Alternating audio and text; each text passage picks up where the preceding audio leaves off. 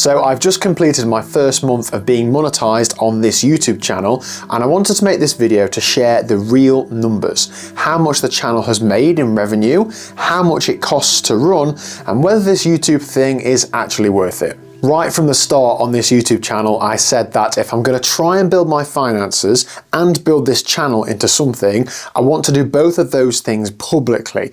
I want you to see the bad as well as the good, so that you can see exactly how it's done if it does go well, but also how it's not done if it doesn't go well. So this isn't going to be a typical YouTube guru style video. This is just me, an average guy, sharing the real numbers, what's going on behind the scenes, what it costs, what it makes, and also what I'm thinking going forward. The idea with this whole channel is that it is a whole other compounding project for me, and just like investing and just like property and just like overpaying the mortgage, I'm treating it in exactly the same way. So this is month one of hopefully many. So I actually met the monetization criteria on Thursday the 20th of March. So whilst this isn't a full month of revenue till the end of March, this is how it happens for the majority of creators. And from the 20th of March until the end of the month, so the 31st of March, this channel had 80,638 monetized views, and from those monetized views, the channel generated £262.27 in ad revenue. That's around £3 per 1,000 monetized views, and this is where YouTube analytics get a little bit confusing because there's all these words like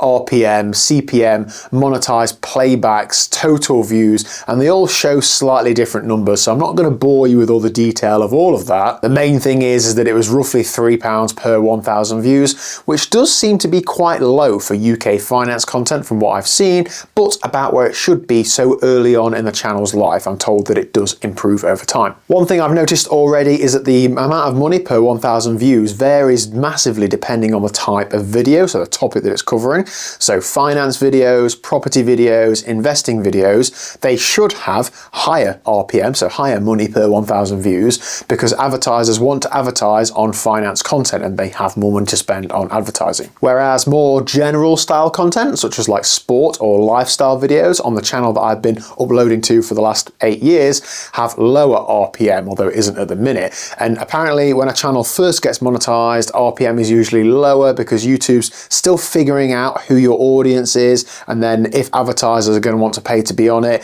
and then it often increases it over time. So just bear in mind, right now, YouTube's trying to figure you out, so behave. I'll certainly be interested to track this over the next few months and see if the RPM increases as the channel grows, or it doesn't and I go bankrupt. So looking through all of the analytics, the most interesting thing to me is that actually most of the revenue of most of the views came from just 1 or 2 videos, and I posted quite a few, and they're basically what's called breakout videos. So I'll put the revenue by video on screen here, but as you can see, a buy-to-let video was the main breakout video, and that video generated the majority of the income this month. And I know I'm preparing myself for that's probably not going to happen every month. Firstly, I'm pretty sure I'm selling the property, and secondly, that's not how YouTube works. You don't just get breakthrough videos whenever you want, unfortunately. At the moment, the daily views and revenue are quite high because those breakout videos are still being pushed out by YouTube, so they're still getting a good amount of views daily.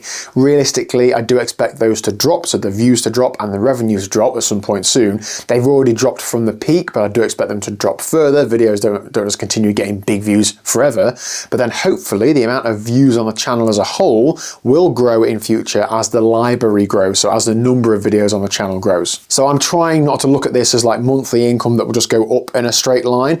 It'll probably be very lumpy, very up and down, hopefully a few breakout videos, then there'll be quieter periods, then another breakout video, hopefully. And that's actually, I'm finding, quite similar to investing. You don't get steady returns every day. You can't predict it. Sometimes nothing happens for a while, and then all of a sudden something moves and a video does loads of views a week, 2 weeks, 3 weeks after you've posted it. So I've already covered YouTube ad revenue, so that's the money that YouTube pays you directly. I also want to cover sponsor or affiliate income, so income that comes from other sources than YouTube but through the videos. Now for this month there's absolutely none. Hopefully there's some in future, but if there is some in future, I will mention it and I will cover those things in those monthly updates. So I'm putting it here as a bullet point on this update. Although there's nothing on it, it will remain a bullet point in future, and hopefully there'll be some things to talk about within that. So I think it's a massively under discussed or under shared topic by YouTubers as a whole, but definitely directly finance YouTubers. And in my opinion, it's either because those things are not much money at all, or they're loads of money. So it's easy for me to say right now, oh, I'll talk about it when it happens. Maybe it's loads and people don't want to share it, but here's my commitment to you. If and when it ever happens, I will share it with you. So that might sound really easy, just free money, right? But there is a flip side to that. So the costs of running this channel. This channel isn't free to run, but it isn't free to run because of decisions that I make. So I have an editor who edits all of the videos. Depending on the video length and the complexity and what's involved in it, that'll cost me between 20 and 50 pounds per video. I'm posting 3 videos a week. Now, this might sound extreme for a new channel, and many people, many creators have great success without this sort of thing. But I have been on YouTube for a few years now, uploading to my lifestyle and sort of triathlon channel, and I know that investing in that doesn't guarantee success, but what it does do is it does stack the odds in my favor. So I work full time, I've got hobbies, I've got a tiny social life, but I just couldn't physically do it without this support. And I'm also not as good at editing as my editor is. So I think it's important to recognize what I am good at and what I'm not good at, and the things you're not good at, to really try and get other people who are better at it to do that. He also does like a fortnightly analytics report. So he's going to look at what videos are doing well, click-through rates, retention, all the sort of stuff that I don't really pay too much attention to, and that will help me decide what topics to focus on going forward, as well as just trying to get better at this YouTube thing and understand this constantly evolving landscape. Sorry for all of the outtakes, Editor Chris. Another thing I've done, and I'm not quite sure if this is common or not, but I've actually put a bonus structure in place for the editor based on subscriber milestones to incentivize him to help grow the channel long term. Now, I've worked with this guy for years. He's been a great support to me and a good friend. So my thought about this is, if this thing is a success, I want us both to succeed, not just me. So for example, we hit 1,000 subscribers last month and I paid him a £100 bonus before I'd actually earned any money from this channel. But I see this as a long-term project, and I want him to be as motivated about it as I am, and therefore I want him to be rewarded through growing the channel with me. So overall, although it's early days, the channel actually costs me around £600 a month to run at the moment, and to date it's cost me a total of £884. So if the channel's made about £260 but costs £600-700 to run, then technically the channel is still running at a loss. But I'm not really seeing it as a loss at the minute. I'm seeing it as more of an investment, and that might be difficult for some people to understand.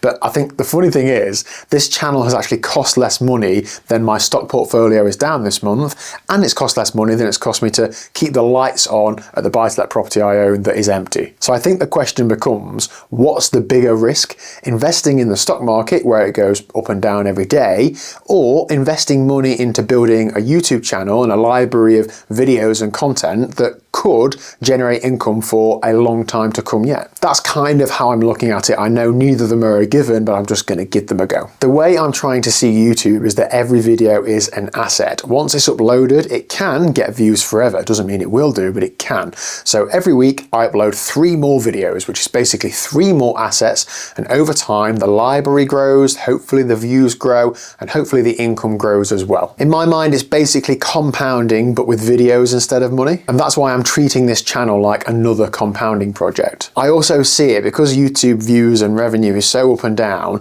as each video posting is like buying a lottery ticket, and you're probably not going to win, but if you don't buy lottery tickets, then you're not going to win, so just keep buying more lottery tickets. And like I said at the start of this video, if I'm going to try and build my finances and build this channel into something, I want to do it publicly. I don't just want to show the wins, I want to show the bad months, I want to show the slow months, I want to show you the mistakes that I make, because there will be many, I want to show you the costs, everything. So if this does turn into something, hopefully over the next few years, you'll have seen the whole journey from the very beginning and then exactly how it happened. So if you'd like to follow that journey and see how the compounding project plays out over the next few years, please do feel free to subscribe, and I'll see you in the next one. And to put my next goal out there, my goal for April is to try and get this channel closer to breaking even, but let's just see how it goes, and I'll update you on the next one.